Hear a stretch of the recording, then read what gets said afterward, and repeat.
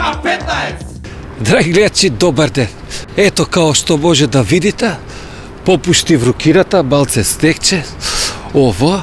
И сега вие сигурно предпоставljate дека ние ќе збориме за времето, за временска прогноза, али само делумно е тачно, ние ќе збориме за прогноза, али не временска, најбе ќе збориме за прогноза за економска ситуација у земјата, за стандардот на граѓаните, за макроекономска стабилност и микроекономска стабилност и како то влијае на стандардот на граѓаните и све.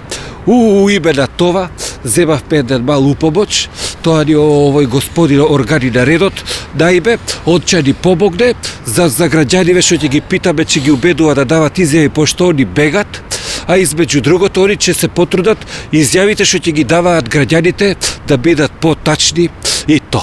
И за почеток одма би почнале со него. Друже, го чувте уводот и ме интересира вашето мислење што се однесува до микроекономската и макроекономската стабилност во Република Македонија, значи за макроекономската стабилност. Господине, што сме ние тука, мора да има стабилност. Значи, сите ситуации се стабилни и автоматски може тука да вклучиме економската стабилност. Значи, ние пазиме граѓаните да не се прават глупости, да биде све стабилно, и ако не е стабилно, онда ние преземаме соодветни мерки во рамки на законот, нормално. Така, да, впрочем, стабилноста во една земја зависи од работата на полицијата. Економската стабилност паѓа у наш ресор, апсолутно. Чекај, извини само. Дечко! Чекај. Да видиме што плаче дечко. Дечко! Дечко! Шо прежби ти оди? Плачам! Како не ти е срам, мочко, ни еден насред мало си застанал да рикаш камак. Ово е министерот, како му збориш така? Министерот, бе? Господине министре, јас се извинам, стварно не ве познав, извинете на тебе, пошто сите млади таму во влада, сите сте ми исти, не ве познав, извинете, стварно. А шо е работа, зашто плачете? Па плачам, ја гледам целата ситуација и плачам. Ми е криво, ми е тешко. Господине министре, нема бар, вие сте млади таму, веќе то живееш, ти ќе помине ова кризи, се живо името ќе го решат. Зашто се секирате толку да... Ама какво име, ви се волам, какво име?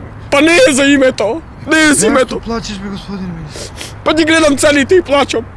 Ми е жал. Па зашто министре, па немојте што? Па како, зашто?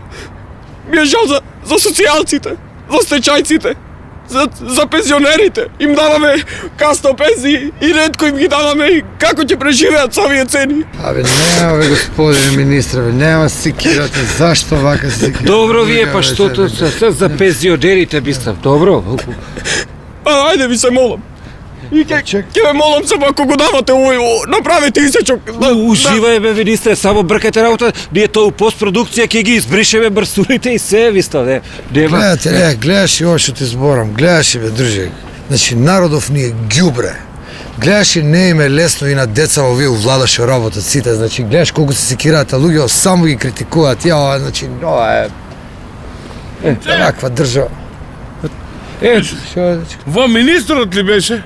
Момчето што плаче? Да. Што плаче толку? Ја ме возбуди тука горе на први, слушам ред црзи, ред персони, викам што стана, што се случи? Кој си, бе, ти? Пензионер сум јас тука на први. Пензионер си? Пензионер. Па ради тебе плачеме, ради вас плачеме, ќе ми искаш од мања. Ете, драги гледачи, гледате економската ситуација, каква е, прогнозите за следната година се драстично јасни и просто проширени реченици не се доволни да искажат оваа тешка ситуација за наредната година. Биле паника за вашата телевизија и то. K15!